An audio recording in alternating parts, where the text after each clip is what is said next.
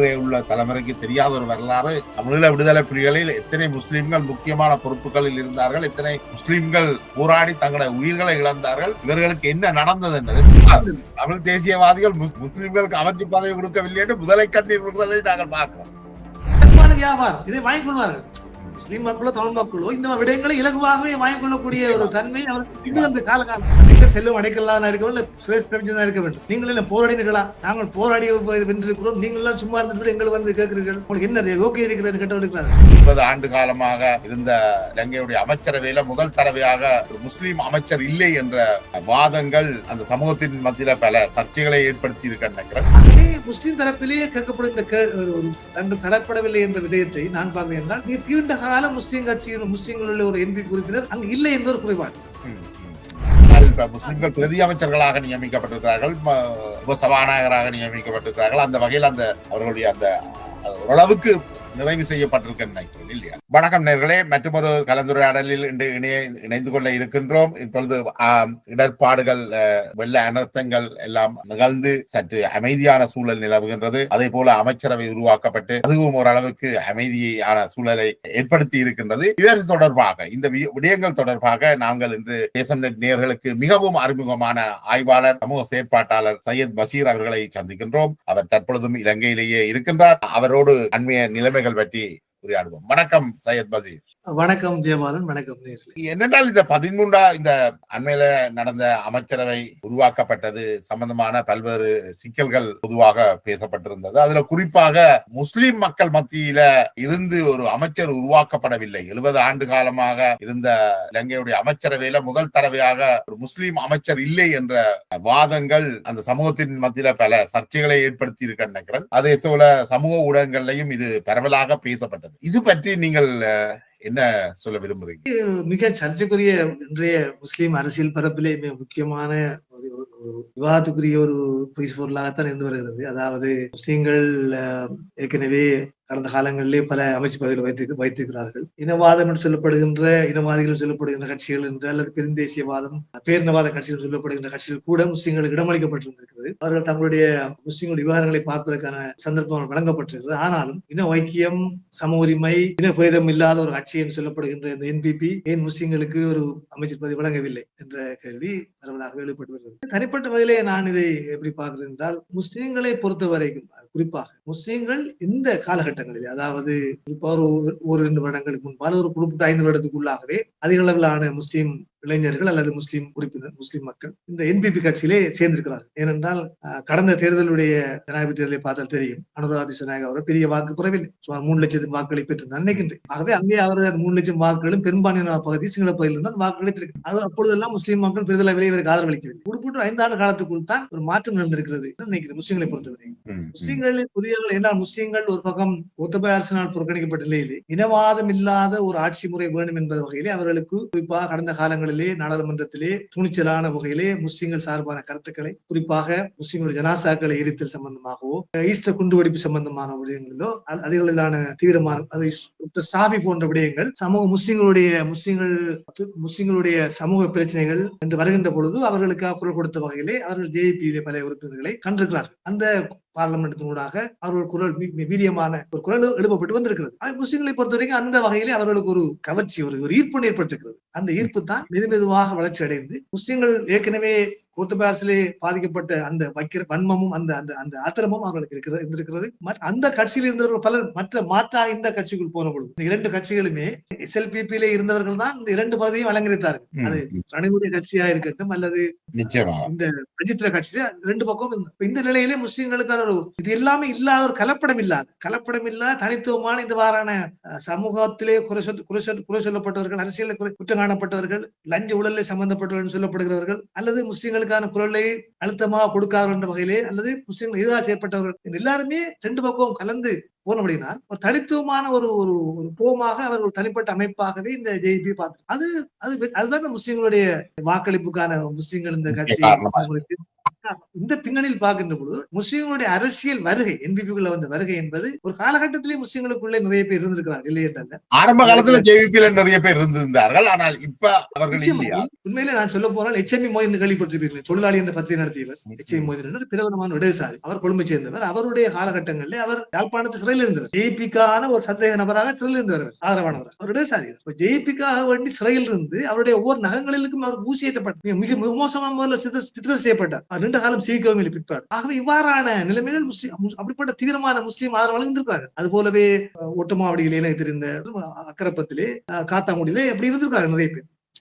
பல பேர் எனக்கு தெரியும், நேரடியாக அவர்கள் தெரியும். எனக்கு இவ்வாறானவர்கள் காலகட்டங்கள் அவர்கள் பல பேர் வயது நிலைமை வயது ஒன்று மற்ற இரண்டாவது அவர்கள் அரசியல் ஓய்வு பெற்று விட்டார்கள் அல்லது இந்த மாதிரி சமூக செயற்பாடுகள் ஓய்வு பெற்று விட்டார்கள் என்ற வகையிலே அவர்கள் இப்பொழுது இல்லை. இப்பொழுதைக்கு நவீன தலைமுறை அந்த அனுராவினுடைய அலையோடு வந்த தலைமுறையை பார்க்கின்ற போது அந்த தலைமுறையோடு சேர்ந்து வந்த அரசியலை சேர்ந்து கொண்ட முஸ்லீம்கள் புதியவர்கள். இந்த புதியவர்களிலே நீண்ட காலமான சந்திரசேகரம் போன்ற ஒரு மிக நீண்ட கால உறுப்பினரோ, சந்திரசேகரம் போன்ற ஒரு சிறை சென்றவரோ அல்லது போல் தேவராஜ் போன்ற ஒரு தமிழ் பகுதியில் உள்ள ஆளோ இல்லை. ஆகவே முஸ்லீம் தரப்பிலேயே கேட்கப்படுகின்ற ஒரு தங்கள் தரப்படவில்லை என்ற விடயத்தை நான் பார்க்கிறேன் என்றால் மிக நீண்ட கால முஸ்லீம் கட்சியின் முஸ்லீம்களுடைய ஒரு என்பி உறுப்பினர் அங்கு இல்லை என்பது குறைபாடு. முலாஃபர் மௌலை கூட நான் தெரிவுக்கு வந்து இயல்பாகவே இவர்கள் எல்லாம் புதியவர்களாக இருக்கிறதால அந்த முகத்தை காணவில்லை. அவர் இயல்பாகவே தங்களுக்குள்ள பார்க்கின்ற பொழுது அந்த கட்டமைப்புக்குள்ள அந்த இதுக்குள்ள அந்த முஸ்லீம்கள் இருக்கவில்லை, வெளியில் தான் இருக்கிறார்கள். சற்று புதிதாக இருக்கிறார்கள் ஒழிய உள்ளே ஆரம்ப காலத்தில் இதற்காக பாடுபட்டு இந்த கட்சியினுடைய வளர்ச்சிக்காக செயற்பட்டவர்கள் பல பேரை அங்கே காண முடியல முஸ்லீம்கள். நீங்க சொல்றதுல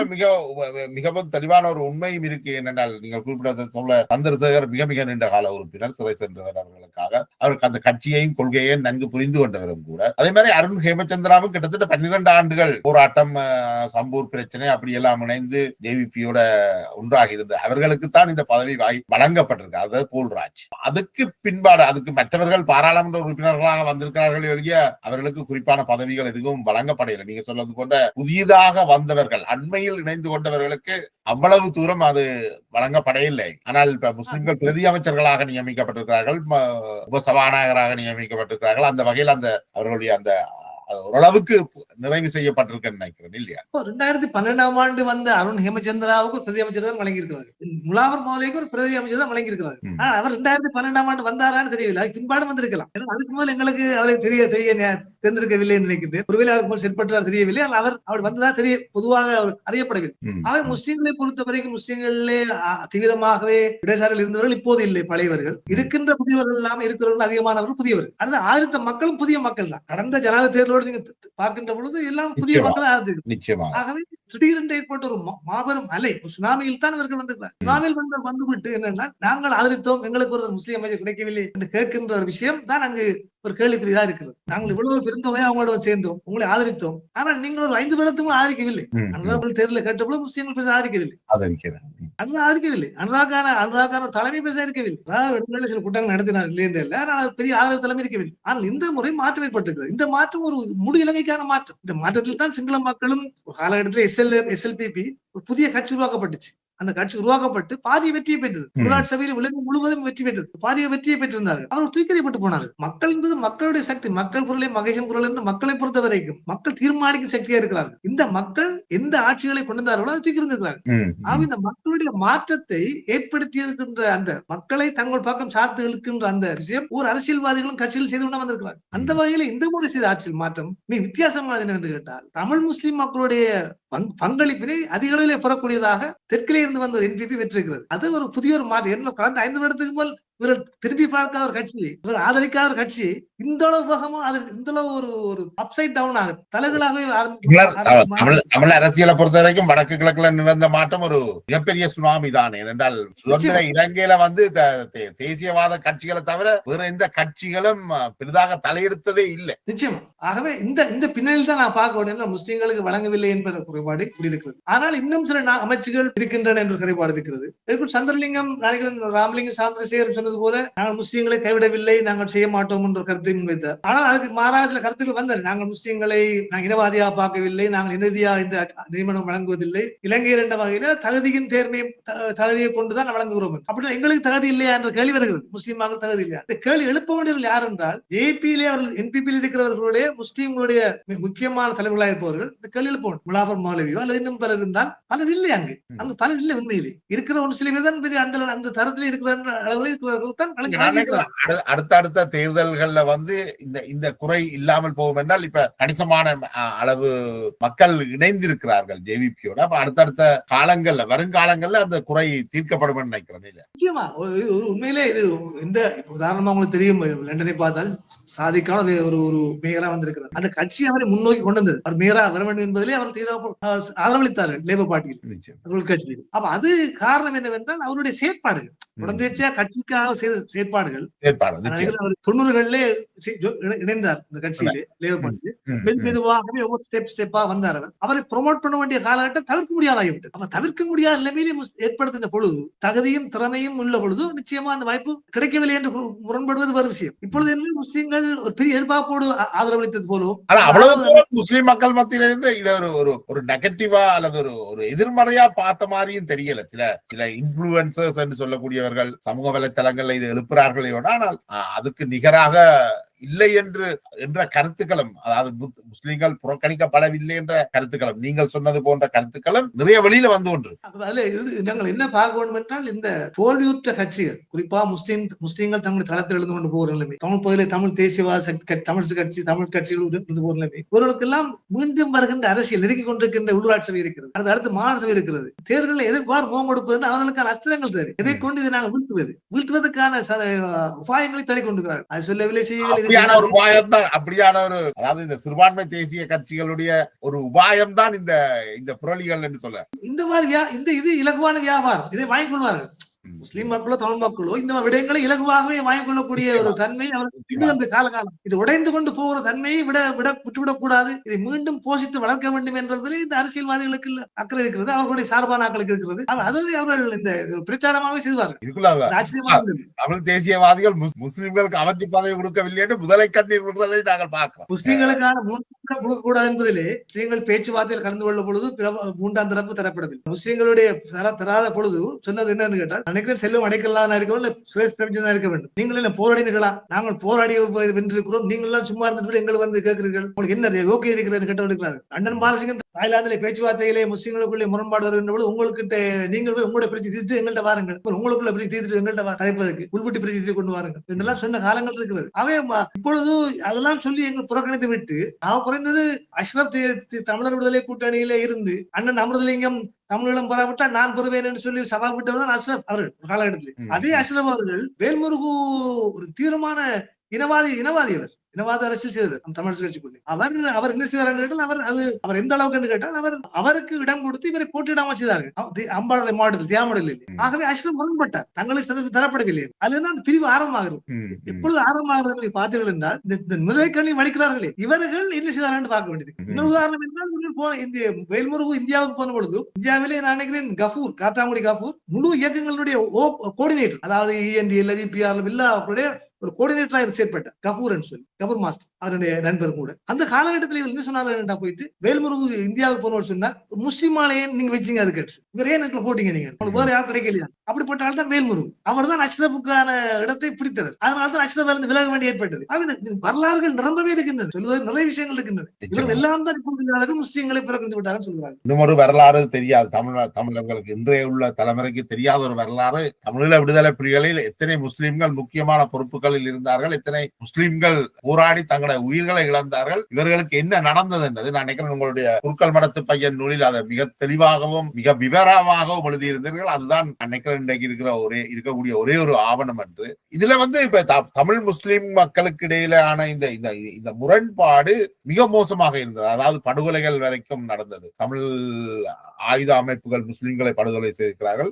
அதே போல முஸ்லிம்கள் தரப்பிலே இருந்தும் ஊர்காவல் படை என்ற பெயர்கள் நடந்த படுகொலைகள் பரவல் நடந்திருக்கு. இதுகள்ல இருந்து இந்த ரெண்டு சமூகமும் வெளியில வந்து ஒரு ஒற்றுமையை கொண்டு வர இயலும் என்று நீங்கள் நினைக்கிறீங்களா? அது அது அண்மைய எதிர்காலத்துல சாத்தியமா? அது சாத்தியம். நாங்கள் என்னடா கடந்த காலங்களிலே தென்னாப்பிரிக்காவிலேயோ இல்ல பொஸ்னியாவிலேயோ நாங்க பாக்குறோம். இது ஒரு நல்லிணக்கத்துக்கான ஒரு நல்ல ஒரு ஆணைக்குழு அமைத்துத்தான் செய்ய வேண்டும் என்பதல்ல. உலகத்தினுடைய போக்கு மாறிக்கொண்டு போகின்ற பொருள் இப்போ இருக்கிற ஆட்சி முதல்ல ஆட்சி அரசாங்கம் முக்கியமான அரசாங்கம் அந்த இன உணர்வுகளை தூண்டாத இன்னொருக்கு எதிரான ஒரு செயற்பாட்டினை கொண்டு வருகின்ற பொழுது, பொருளாதார ரீதியான மக்களுடைய நெருக்கம் கூடுகின்ற பொழுது, இந்த வாரம் சிந்தனைகள் அரசியல்மயப்படுத்தப்படாத தீவிரமான இந்த போக்குகள் இனவாதத்தினுடைய அண்மை காலமாக பார்க்கின்றேன். இந்த குறிப்பாக இந்த தோல்வியுற்ற கட்சிகள் எல்லாமே இனவாதத்திற்கான ஒரு ஏதோ ஒன்றை பற்றி பிடித்துக் கொள்ள வேண்டும் என்பதில் தீவிரமாக இருக்கிறார்கள். ஏனென்றால் வரப்போகின்ற அரசியலுக்குள்ளே இனவாதத்தை கக்குவதன் மூலமாகத்தான் தங்களுடைய அரசியல் தக்க வைத்துக் கொள்ளலாம் என்ற முயற்சியில் ஈடுபட்டிருக்கிறார்கள். எல்லாமே திரும்ப இருக்கலாம். சின்ன சின்ன விஷயங்களா பார்க்கின்ற விடயங்கள் கூட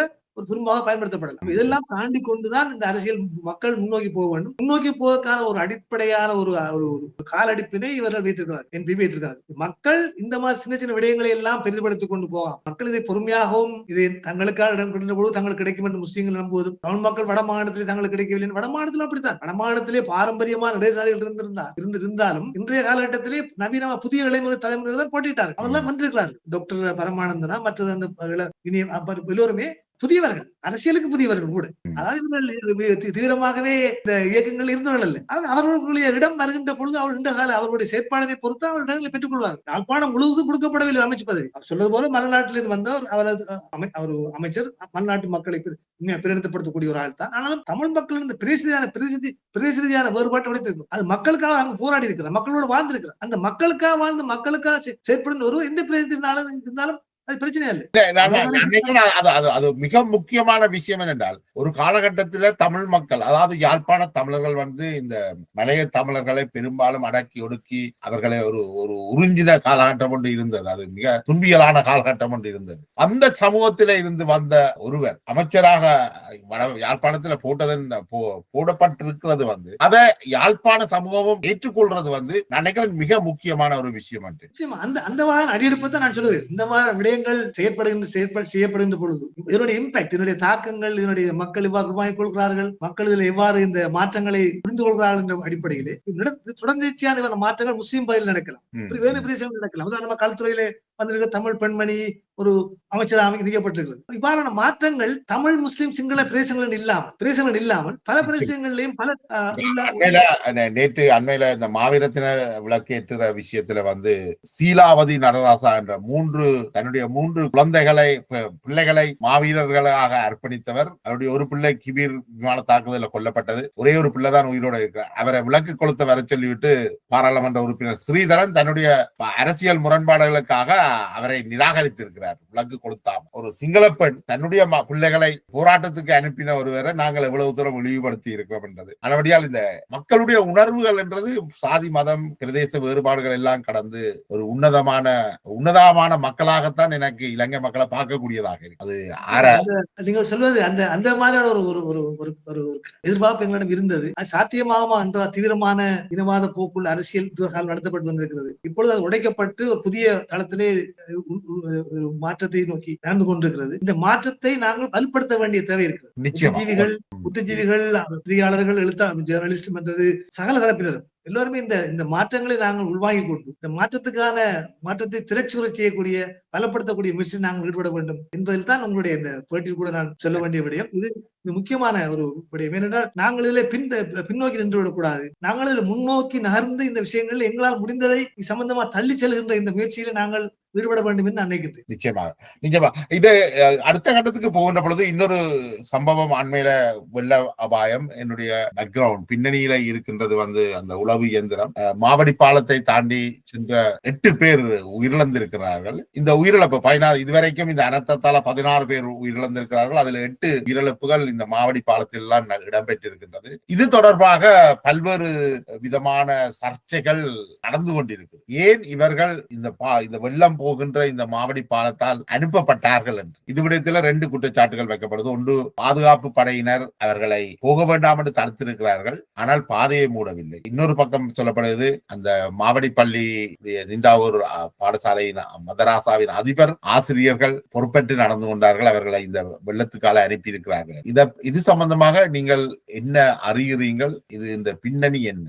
இது ஒரு மிகப்பெரிய ட்ராஜடி. அது ஒரு மிகப்பெரிய ட்ராஜடி. உண்மையில் இது மிக சோகமான சம்பவம். ஏனென்றால் இளம் பிள்ளைகள், அதாவது வருஷமா தன்னுடைய பெற்றோரை விட்டு பிரிந்து மதரசா கல்வி மூலமாக கல்விக்காக இன்னொரு வேறிடத்தில் இருந்து அவர்கள் தங்களுடைய குடும்பங்களுக்கு சேர்ந்திட வேண்டும் என்று அனுப்பப்பட்டவர்கள். அவர்களை அனுப்பியது எப்படி, அவர்கள் போனது எப்படி என்ற விடயங்கள் குறித்து பலவிதமான சர்ச்சைகள் உண்டு. ராணுவம் என்ன செய்தது, அது அல்லது அங்குள்ள ராணுவம் தன்னுடைய பணியை செய்யவில்லையா, அல்லது அவர்களை போக சொன்னது யார் என்ற விடயங்கள் எல்லாம் பல கேள்விகள் உண்டு. இது சம்பந்தமாக கைது செய்யப்பட்டவர்கள் போலீசாருடைய விசாரணை பின்னர் அதிலும் நீதிமன்றத்திலே கொண்டு வரப்பட்டு அதிலே 2 பேர் பிணை வழங்கப்பட்டிருக்கிறார்கள். 2-3 பேர் நினைக்கிறேன் அவர்கள் இன்னும் ரிமாண்ட் பிரிசனில் இருக்கிறார்கள். அந்த பள்ளியின் அதிபரும் ஆசிரியரும் இன்னும் தடுத்து வைத்திருக்கிறார்கள். உதவியாளர்கள் இருவர் விடுவிக்கப்பட்டிருக்கிறார்கள். ஆகவே அந்த இருக்கிற முக்கியமான அவர்களுடைய விசாரணைகள் நீதிமன்றத்தில் வருகின்ற பொழுது அவருடைய வாக்குமூலங்கள் அவர்கள் என்ன சொல்ல போகிறார்கள், அவர்கள் அந்த பதிலை பொறுத்தான் நாங்கள் நீதிமன்றத்தில் விடயம் இருக்கின்ற பொழுது குறிப்பாக இதுல யார் குற்றவாளி, என்ன நடந்தது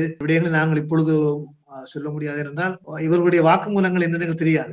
போலீஸ் தரப்பில் ஒரு வழக்கொன்றை பதிவு செய்திருப்பார்கள். அந்த வழக்கில் அவர்கள் சொல்லுகின்ற குற்றச்சாட்டுகள் நாளை நீதிமன்றத்திலே வருகின்ற போது அவர்கள் நீதிமானுக்கு முன்னாலே என்ன சொல்ல போகிறார்கள், உங்களுடைய தரப்பு நியாயங்களை அவர் சொல்வார்கள். நாங்கள் சொல்லுகின்ற பொழுதுதான் அந்த விடயங்களை நாங்கள் மேலதிகமா அறிந்து கொள்ள முடியும். அதிலிருந்து தான் அவர்களுக்கு மேலதிகமா ரிமாண்ட் வழங்கப்படுகிறதா அல்லது மேல் விசாரணை செய்யப்பட போகிறதா அல்லது அவர்களும் பிணையில் விடப்பட்டு ஒரு நீண்ட கால ஒரு செயற்பாடாக வழக்குகள் வழக்கமாகவே உடனடியாக இந்த வழக்கு முடிவதில்லை. நாங்கள் இருந்த தாய் மக்கள், அந்த குடும்பத்தினர், பிரதேச மக்கள் எல்லோருமே மிக சோகமாக இருக்கிறார்கள். மிக அனாவசியமான ஒரு இழப்பு ஏற்பட்டதாக தான் கருதுகிறார்கள். ஒரு வெள்ளத்திலே இருந்து அந்த இடங்களிலே இருந்து இறக்கவில்லை, அந்த இடங்களில் அவர்கள் தங்கள் உயிர் இழக்கவில்லை, மாறாக ஒரு வாகனத்திலே அனுப்பப்பட்டு கொலைக்கு அனுப்பப்பட்டது போல அவர்கள் சென்றிருக்கிறார்கள் என்ற வகையான ஒரு இது ஒரு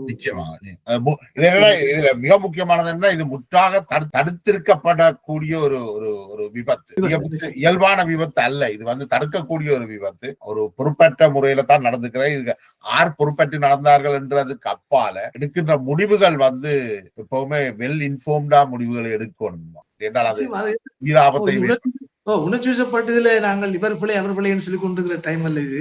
இறந்தவருடைய குடும்பங்கள் தான் இழப்பினுடைய துயரம் தெரியும். நாங்கள் துயரத்தை நாங்கள் இப்பொழுது இவர் செய்தார் அவர் செய்தார் அது நாங்கள் அதனுடைய நாங்கள் அது விடயங்களிலே கருத்துக்களை சொல்வதற்கு மாறாக நாங்கள் நீதிமன்றம் முன் விசாரணையில் இருக்கின்ற பொழுது சம்பந்தப்பட்ட கைது செய்யப்பட்டவர்கள் இவர்கள் பொறுப்பானால் இவர்கள் இல்லை என்றால் யார் இவர்கள் இந்த அதிபரும் அந்த உதவியாளரும் அவர்களும் நாளை அவர் வழங்க போகின்ற நீதிமன்றத்தில் சொல்ல போகின்ற அவருடைய ஸ்டேட்மெண்டை வைத்து, அவருடைய வாக்குமூலங்களை வைத்து அல்லது அவருடைய அவர்கள் அடிப்படையாக நீதிமன்றம் என்ன தீர்ப்பு வழங்க போகிறது அல்ல என்று நாங்கள் அதை பற்றி கதைக்க வேண்டும். ஆகவே நான் நினைக்கின்றேன், ராணுவம் பிள்ளையாக இருந்தால் நிச்சயமா சம்பவம் ஞாபகம் வருவது எனக்கு பழைய சம்பவம் ஒன்று. பொத்துவிலே ஒரு 10 விவசாயிகள் கொல்லப்பட்டார்கள். நான் ஒரு 2005ஆம் ஆண்டு நினைக்கிறேன், நீண்ட காலத்துக்கு முன்பாக. அவளை கொண்டது யார் என்ற இடத்திலே இலங்கை ராணுவம் அங்கு இருந்திருக்கிறது. ராணுவம் இந்த இடத்திலே அதை கொண்டது யார் என்றால் ராணுவமா புலிகளா என்றால் புலிகள் தான் கொண்டார்கள் என்ற கதை வந்தது. ஆனால் முஸ்லிம் தரப்பில் சொல்லப்பட்டு ராணுவம் என்று சொல்லி அப்படி நிலைமை இருந்தது. சில விஷயங்கள் நாங்கள் விசாரணை செய்யப்பட வேண்டும். அப்ப நான் இந்த விசாரணை செய்யப்பட வேண்டும் என்ற விடயத்தை ஜனாதிபதி முன்னாள் ஜனாதிபதி மஹிந்த ராஜபக்சே லண்டனுக்கு வந்த பொழுது நான் அவரிடம் வேண்டிக் கொண்டேன். அதாவது நீங்கள் நாட்டின் ஜனாதிபதி நிச்சயமா விசாரிக்க வேண்டும் என்று. இவ்வாறான விசாரணைகள் பொழுது போலீஸ் தரப்பில் இருக்கின்றது. இது சம்பந்தமான ஒரு அரசு விசாரணை ஒன்று செய்யப்பட வேண்டுமா இருந்தால் நிச்சயமாக செய்யப்படத்தான் வேண்டும். அவ்வாறான விஷயங்களை நாங்கள் ஊக்குவிக்க வேண்டும். என்றால் விசாரணை செய்வதற்கான விஷயங்களை ஊக்குவிக்க வேண்டும். அதன் மூலமா உண்மையை கண்டறிய வேண்டும். மாறாக நாங்கள் எங்களுக்குள்ளே நாங்கள் தீர்ப்பு வழங்குவர்களாக அல்லது அந்த கருத்தின் மூலமாக நாங்கள் ஒரு பிழையான அபிப்பிராயத்தை பரப்பிவிட்டோமாக இருந்தால் நாங்கள் அது பிழை செய்கிறதாக. என்ன பிரச்சனை நடந்ததுன்னா இதுல முஸ்லிம் காங்கிரசினுடைய தலைவர் ரஹூப் ஹக்கீம் முற்றுமுழுதாக ராணுவத்தின் தடையாக சுட்டிக்காட்டுகின்றார். அவருக்கு ஒரு அரசியல் தேவையும் அதுக்காக இருந்திருக்கலாம். இதுல நான் முக்கியமா என்னன்னு பாக்கிறேன், இந்த தவறுகளை நாங்கள் முழுமையாக விளங்கிக் கொள்வதன் மூலம் இவ்வாறான சம்பவங்கள் எதிர்காலத்தில் நடக்காதவாறு நாங்கள் பாடங்களை கற்றுக்கொள்ள வேண்டும். இதுல மாவடிப்பள்ளி பாலத்துல நடந்ததுக்கான அந்த பாடம் ஏனைய பிரதேசங்களையும் இதுபோல் நடக்கக்கூடாது. இப்ப மண் சரிவுகள் அப்படி பல்வேறு காரணங்களால மக்கள் தினமும் கொல்லப்பட்டுக் கொண்டிருக்கிறார்கள், விபத்துக்களால கொல்லப்படுகின்றார்கள்.